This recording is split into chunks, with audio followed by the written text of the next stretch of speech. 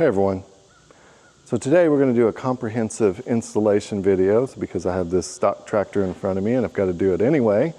But it's going to be for the HydrosPlus Tilt Plus and the HydrosPlus Lift Plus cylinders. Now you can buy these individually, and what I mean individually, when you're buying a pair. These are bigger than the stock cylinders, so it's no point in getting one, you got to buy two. So when you buy those and the price you see, that's for two.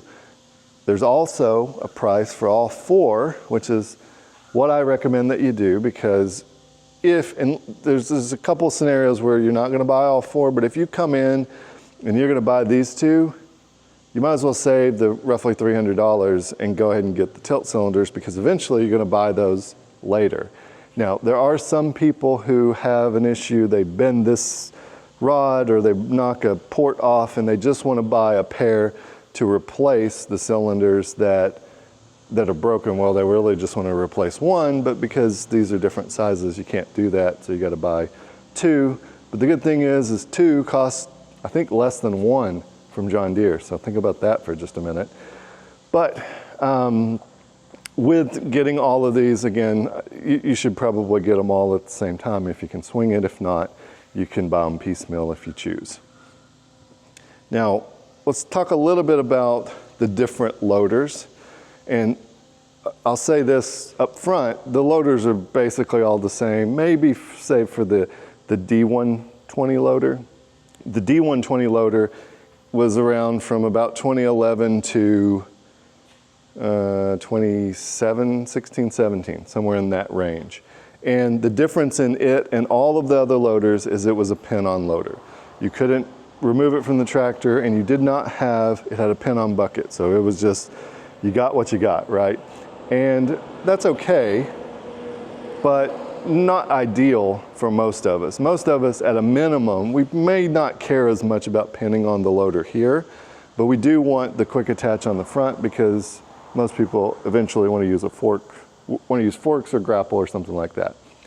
But that is the one loader that is significantly different. Now, the other loader of that era was the H120. So we're all using 120, but it's an H or a D in front, or an R or an E in the back of the number, kind of signifies what it is. And I probably should have done a little more detailed research, but I think I have all the right information here. But let's start with the H120. H120, basically the same as the loader that you see in front of you, which is the 120R that came out in 2017. And it is still active today, but it is different. Today, on a 2023 or 2024, if you get a 120R, it's going to be a little bit different. So here's what's different with that. One, your cylinders here will have the ports on the bottom. The reason they have the ports on the bottom is because if you buy a 120R loader with your tractor today, it will come with a single point connector from the factory. I guess they put the ports on the bottom to make a little bit more room inside of here, but they were cheap on the hoses in that they didn't put swivels on them. So it would be nice if we could just use the same cylinder and swivel it up and use it here. And I don't think the room is really going to be that big of a difference, but we can't do that. And so if you get a 2023 or later 120R loader, we will send you cylinders that have ports on the bottom. And this, I'll make a comment here. This is why I'm asking for your tractor information. I'm not trying to be intrusive, but whether you have a 120R on a 2023 or a 120E, or a 260B or a 260 or no backhoe at all, that does make some difference in how we mount things. And so that's why I'm asking. And the other way I would use the information, I don't sell your information. I actually used to work for a company for 20 years that sold information, so I definitely will not sell anybody's information.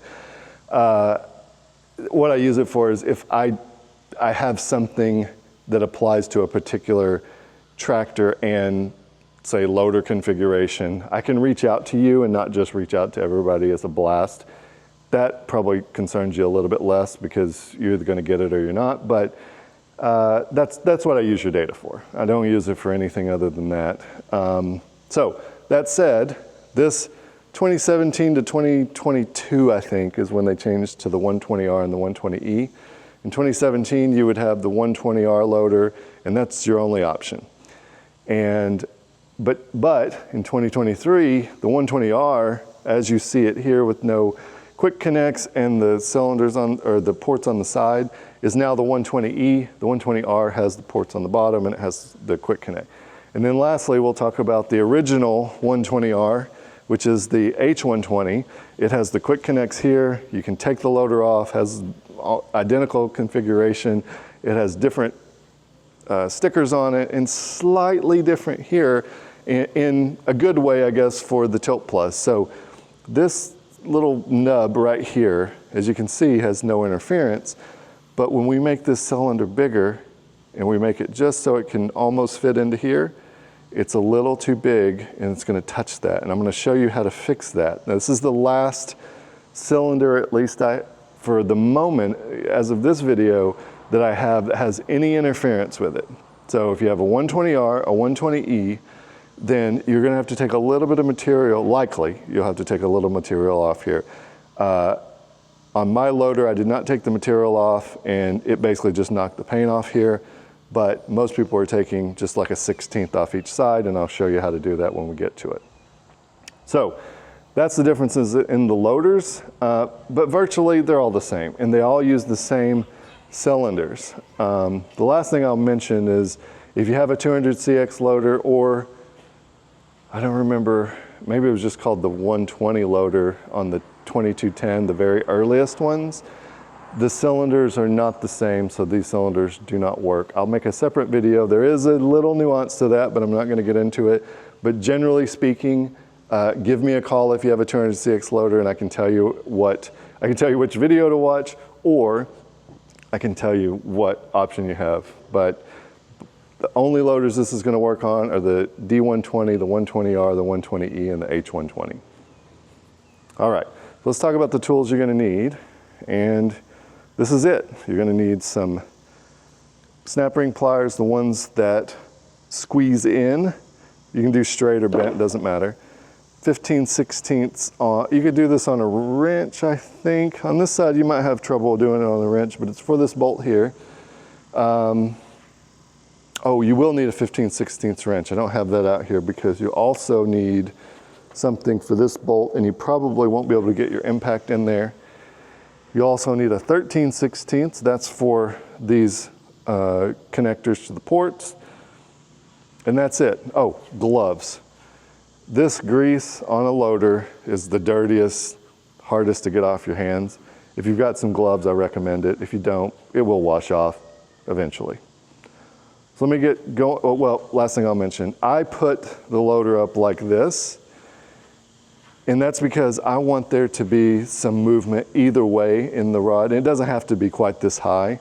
I put it up this high because I can reach it better, but I make some space for the rod to move in and out, because when you get the cylinders and you get the caps off of them, you should be able to move these. They may be a little hard to move at first, but you should be able to move them by hand. If you can't move them by hand, you can hook the ports up and then you can move them with the hydraulics. But I put the bucket up like this, or the loader up like this, so that there's space to go either way with those cylinders.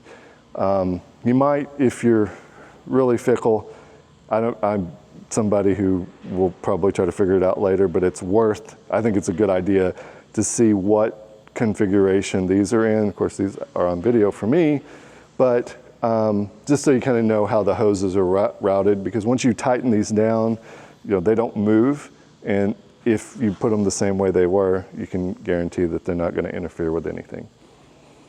All right, so let's go ahead and get started in earnest on making the swap.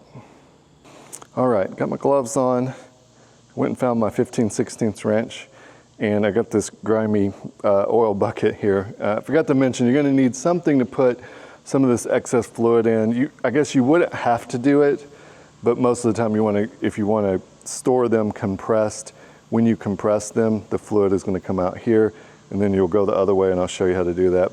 And it's going to shoot out, so you want to make sure you do it very gingerly. So the first thing I do, on this side at least, is take the 15/16, zip this off.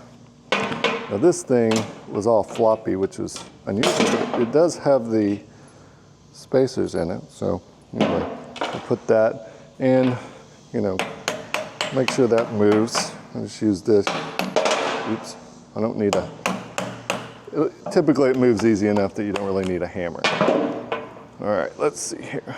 Next thing I do is go ahead and just grab my snap ring pliers. And again, if you have the all-in-ones, you'll set them up to squeeze in on your snap ring. Put that over here. And most of the time, you can push this from the back, but if not, give it a little bit of, and I'm not really hitting that hard, so if I would hit in the right spot. Your snap ring pliers are probably not the best hammer to use in that case, but that's what I have on hand here. So maybe you can add a hammer and a punch to your list if you really need it. So I'm going to break these loose, and these will break loose pretty easily. Technically should be about 16 to 20 pounds, and we'll lose a little bit of fluid here, but not much.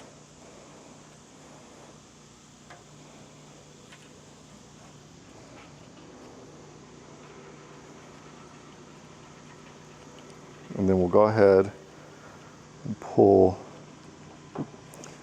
this guy out and this guy here.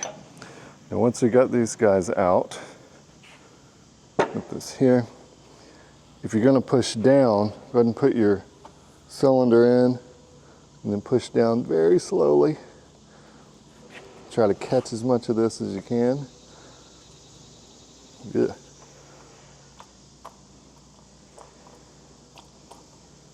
Maybe a bucket would be better. So and then I'll start pulling, and there's going to be some air in this side, but eventually there'll be also some fluid. Twist and pull. And then go ahead and compress it again. There'll be some residual, but for the most part it's done. And so we've got, we lay this here, and then we're going to get our new cylinder. But before we do that, go ahead and clean it. I'll do this off camera. We'll go ahead and clean this up. This is a lot of old grease. It's got, you know, dirt and other things in it. We're going to make I'll show you how the interference goes, and then I will show you how we address it here in just a moment. Here's the new bucket cylinder, and if you want to distinguish between, if you get all four, there's a couple of ways. One, you can look here and it says HP 120-BKT, that's the bucket, and the HP 120-BM would be the boom. But the easier way is to look at the rod end and see how wide the connection is. If it's wide like this, then it's going to be the bucket. The boom cylinder is much narrower, and if you take the boom cylinder or the bucket cylinder you try to put on the boom, it's not going to fit. The bucket cylinder or the boom cylinder would fit on the bucket, but then it would look funny, so you would know something's up.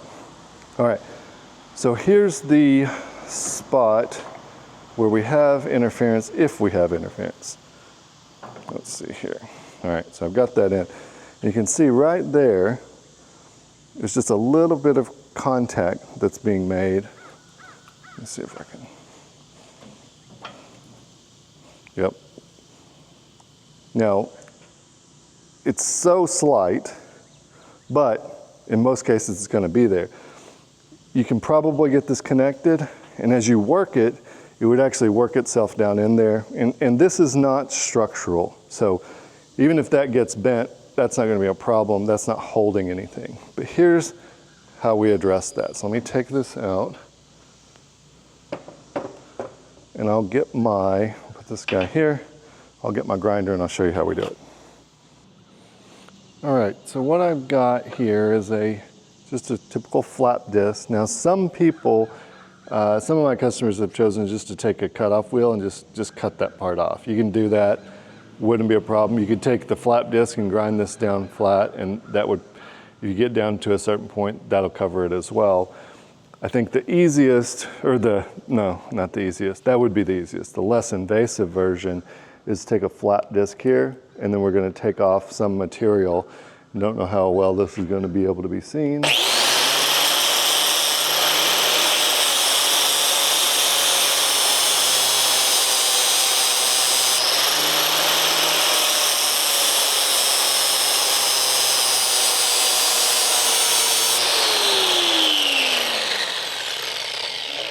So as you can see there, we took a little off there.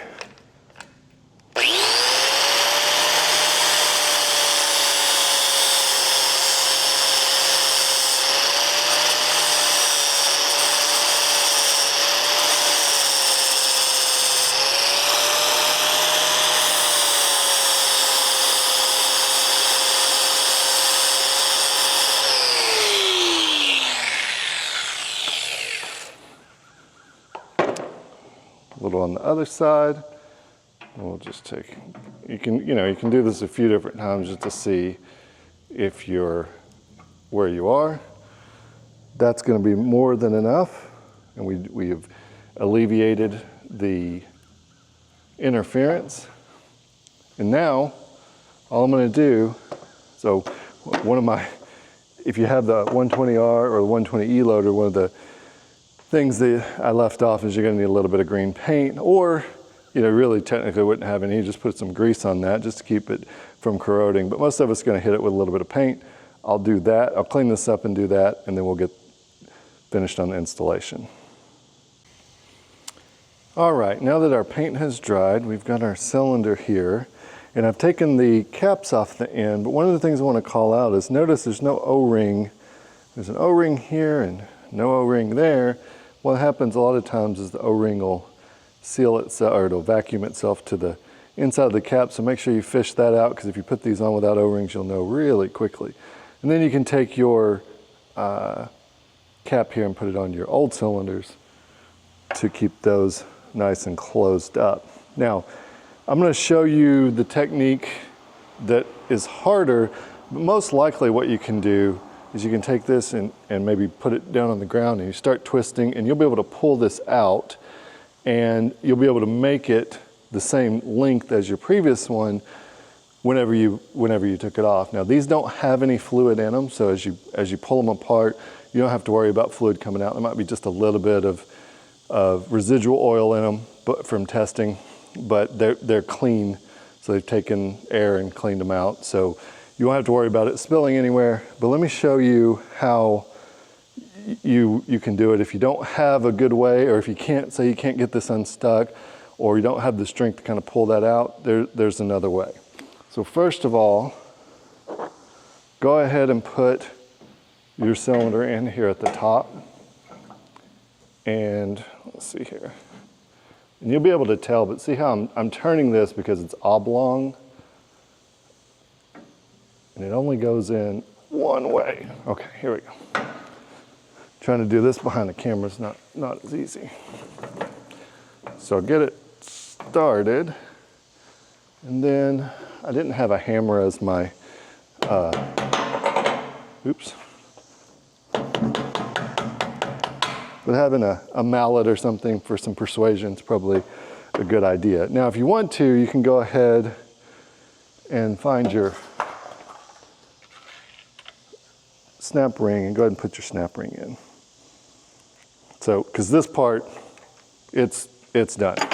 Then, go ahead, and this one didn't have the O-ring, so let me put that O-ring in.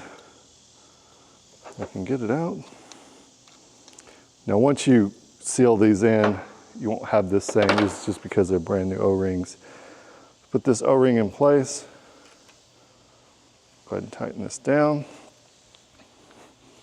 This one does have the O-ring, so we'll go ahead and tighten it down.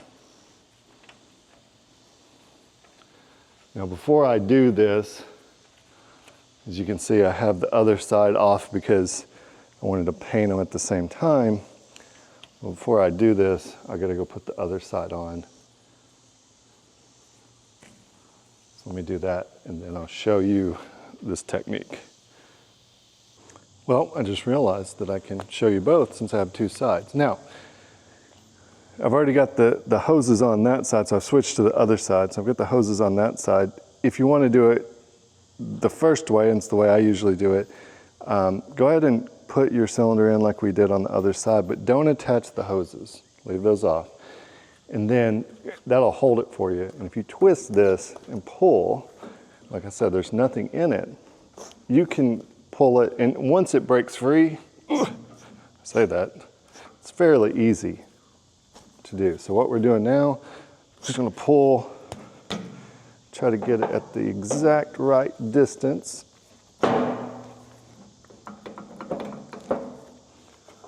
With a little persuasion. Grease off there. I'm gonna use my pin here. Come on now.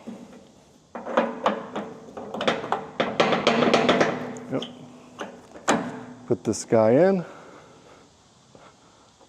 Put the nut on the back.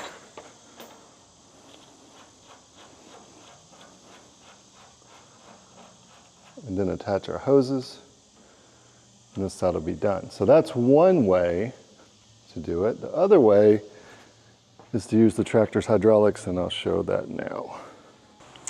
Okay, back to the first side we were working on.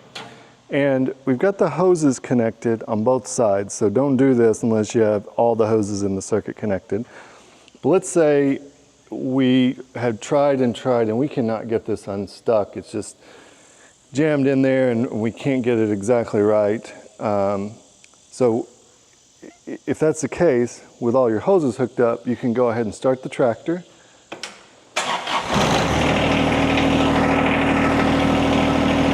And then whichever direction, so we want to extend it, so we're going to go bucket out. And the fluid's going to go path of least resistance. So it's not going to move the bucket even though the other one's connected.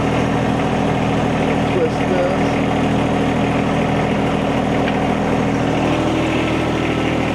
Move it out here a little more to where we think it's gonna be close. Now you may need to use something to kind of hold it up. I'll use my hammer just as a buffer here.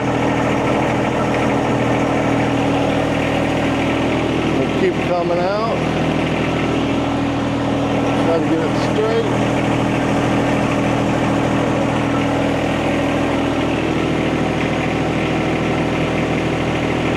That should be pretty close. Now, one thing about doing it this way is you're gonna need, oh, not that one. Oh yeah, that is. You're gonna need to get it really close. Shut it off.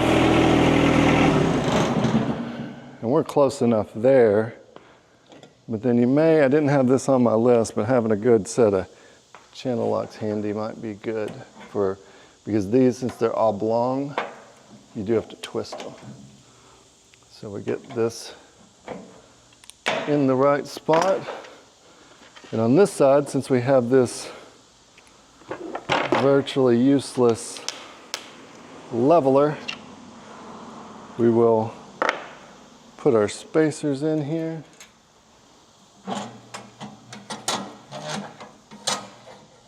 This back here. And tighten it up, and we will be done with the bucket side. Now, although we're done with the bucket side, and if you're gonna go ahead and do the boom side, you haven't already done them, you don't have to do one or the other first, it doesn't really matter, just do one at a time. But because I know I'm going to use the bucket to potentially move things up and down, I want to go ahead and see how floppy that is? Because there's a lot of air in the system right now. We'll do that, we'll deadhead it for a second, and we'll go the other way. We'll deadhead it for a second there. And then now, the bucket shouldn't be floppy. And we can go ahead and put it back down on the ground. And we have to have it on. And prepare to do this part. Now, I'm going to just explain, since you've seen the first part of this, we'll just take a snap ring out of here. We'll take these off. We'll break this. and then get this piece out. And then I'm gonna show you a trick that uses something like this. This is a piece of 3/4 inch PEX. You can use something else as a keeper here, but I'm gonna show you, that's the thing that I didn't show in the original video that is worth doing if you have something like this around. You can get it without putting this in or something like this as a keeper, but this will be much easier.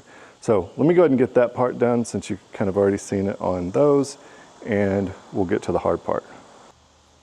All right, let me talk a little bit about why this is actually hard to do on this tractor. Now, if you're on the large frame 2R, at least my large frame 2R, does not have these threads on the end with this shoulder.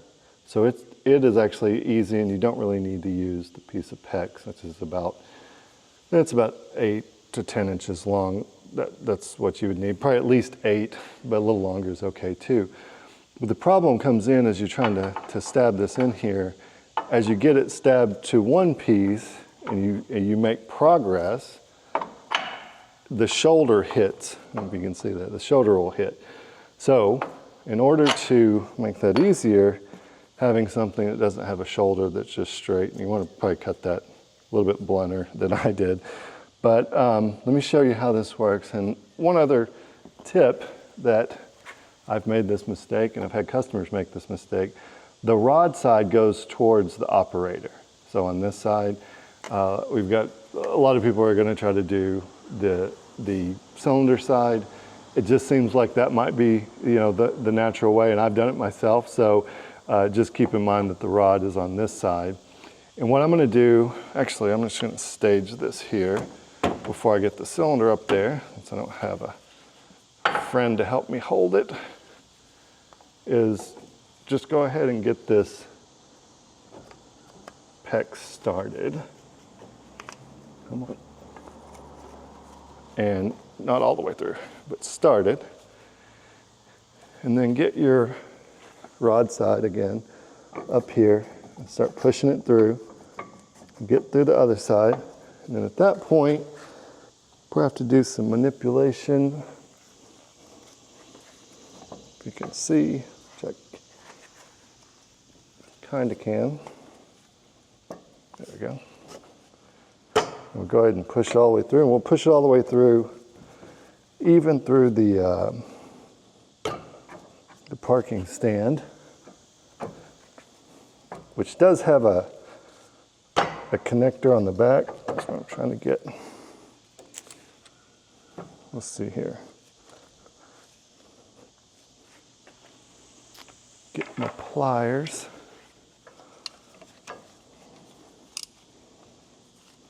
So I can turn this, there we go. So, as you can see, I've got it all the way through.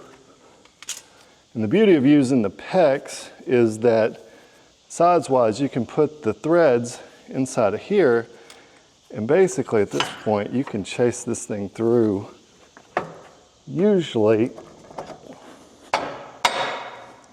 very easily.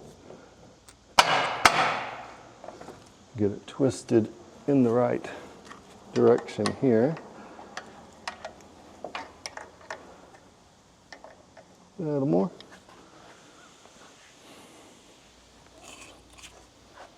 My rubber.